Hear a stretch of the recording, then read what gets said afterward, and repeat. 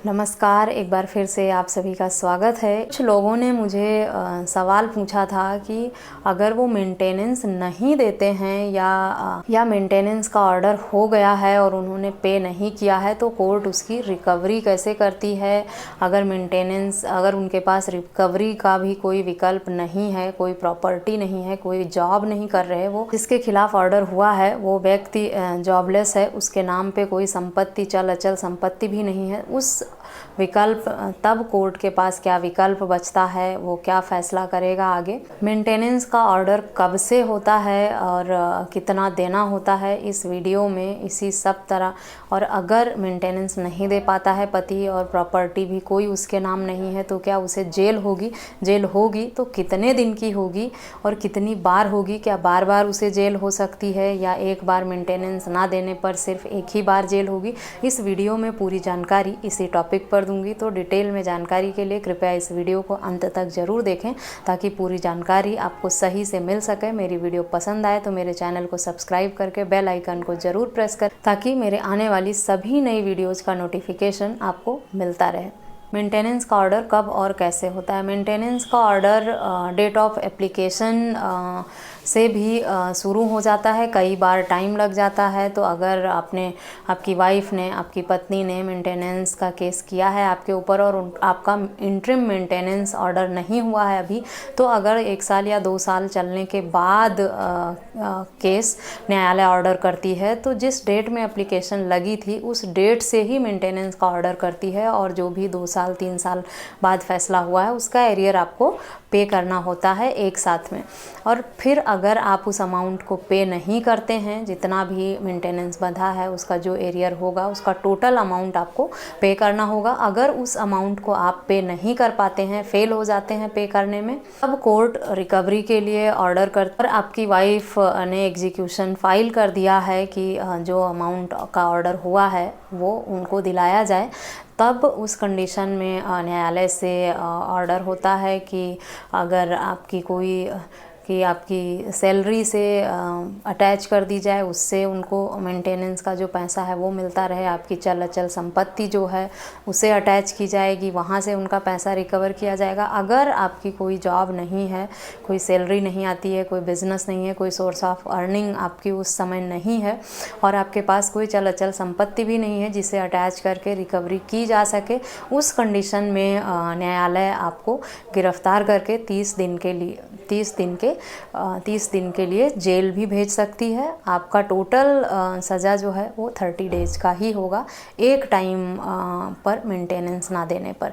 Suppose आपको 2 साल या 3 साल का एरियर पे करना था, जो भी 2-3 लाख अमाउंट था उसे पे ना करने के लिए अगर रिकवरी का कोई और ऑप्शन नहीं है तो आपको न्यायालय में पेश किया जाएगा और आपको 30 दिन के लिए जेल में डाल दिया जाएगा। 30 डेज बाद आप वापस आ जाएंगे। दोबारा आपको उसी 3 साल के मेंटेनेंस ना देने के जुर्म में फिर से जेल नहीं भेजा जा सकता। आपने जो भी रिकवरी अमाउंट था, अब तक का आउटस्टैंडिंग था, वो आपने पे नहीं किया, उसकी सज़ा आपको सिर्फ एक बार ही मिलेगी 30 डेज़ की। बार बार उसके एग्जीक्यूशन ना तो फाइल किया जा सकता है और ना उसकी आपको सज़ा दी जाएगी। उसके बाद से अगर आप कंटिन्यू मेंटेनेंस दे देते हैं, जो भी अमाउंट बनता है, तो आपका जो पिछला था वो क्लियर हो गया, आपको उसके लिए सज़ा मिल गई, आप पेमेंट करने में फेल हो गए और आपको पनिशमेंट दी गई न्यायालय द्वारा और वो सज़ा आपने काट ली और अब वो मैटर वहीं ख़त्म हो गया। और अब आगे अगर आप रेगुलर मेंटेनेंस देते रहते हैं तब आपको जो आपका बैलेंस अमाउंट है वो ना तो पे करना है, ना उसके लिए आपको दोबारा जेल भेजा जाएगा। आगे से आप रेगुलर मेंटेनेंस जो बंदी है वो आप दे दें।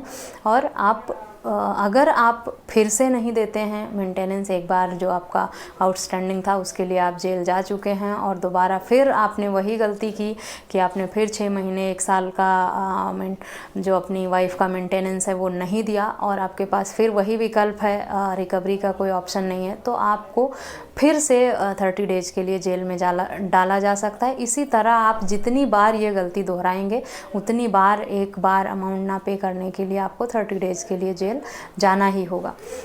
इस बात को बताने का मकसद ये नहीं है कि आप लोग मेंटेनेंस ना पे करें और न्यायालय का जो ऑर्डर है उसे ना माने, उसकी अवहेलना करें, ऐसा बिल्कुल भी नहीं है। लोगों ने सवाल पूछा था कि किसी कारणवश, किसी मजबूरी बस अगर मैं फ़ेल हो जाता हूँ मेंटेनेंस देने में तो मुझे कितने दिन की सज़ा होगी। मेरा मोटिव बस ये बताना था कि अगर आप फेल होते हैं किसी भी रीजन से, किसी भी वजह से, तो एक बार में मेंटेनेंस ना देने पर आपको 30 डेज की जेल हो सकती है। किसी भी हाल में आप मेंटेनेंस देने से बच नहीं सकते हैं। अगर आपने नहीं दिया तो आपको जेल जाना होगा।